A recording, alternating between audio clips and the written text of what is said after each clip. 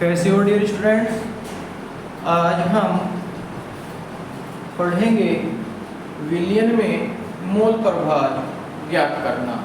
किसी विलयन के अंदर उसके जो अवयव हैं उनकी संख्या को, उनकी मात्रा को हम कैसे ज्ञात करते हैं, जिसको हम मोल प्रभाज के नाम से जानते हैं। जैसे क्वेश्चन है 900 ग्राम जल में एसीटोन के 5.8 ग्राम घुले हैं या घोले जाते हैं। विलयन में जल और एसीटोन के मोल प्रभाज की गणना कीजिए। सबसे पहले हम देखते हैं एसीटोन का अणुभार, ये होगा 58, जल का अणुभार होगा 18। अणुभार कैसे ज्ञात करते हैं, इसकी वीडियो मैंने पहले भी डाली हुई है।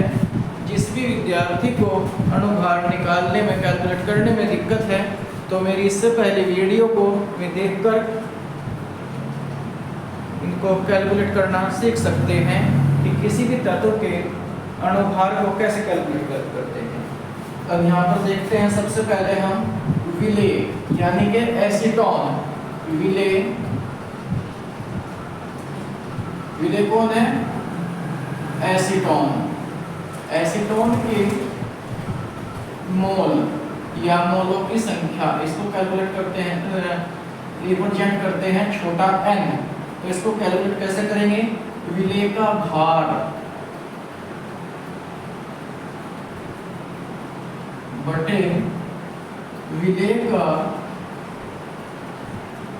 अणुभार।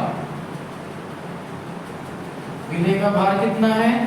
5.8 बटे विलेय का अणुभार यानी कि एसीटोन का अणुभार हुआ 58। कैलकुलेट करने पर हमें मिला 0.1।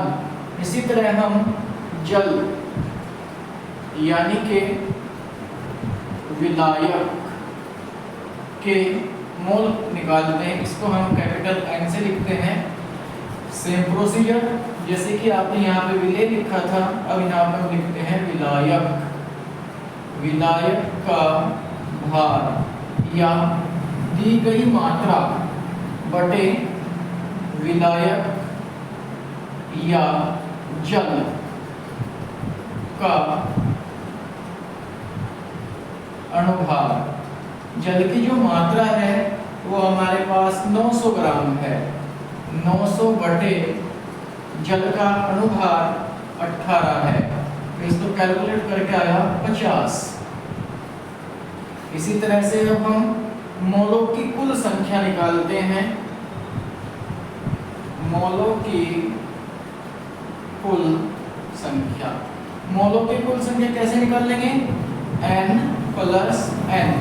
n का मान 0.1 आया और कैपिटल N का मान आया 50, तो सब मिलाकर हो गया 50.1। अब निकालते हैं विलेय या एसीटोन के मोल प्रभाज। एसीटोन या विलेय के मोल प्रभाज। इसके मोल प्रभाज निकालने के लिए क्या करेंगे? विलेय के मोलों की संख्या बटे कुल आयतन या मोलों की कुल संख्या। मोलों की कुल संख्या, विलेय के मोल आए थे आपके 0.1 और मोलों की कुल संख्या हुई आपकी ये 50.1। इसको कैलकुलेट करने पर आपका आएगा 0.002। इसी तरह से जल या विलायक के मोल प्रभाज। अब यहाँ पे जहाँ पे तुमने विलेय के मोलों की संख्या निकाल ली थी, अब यहाँ पे हम लिखेंगे विलायक के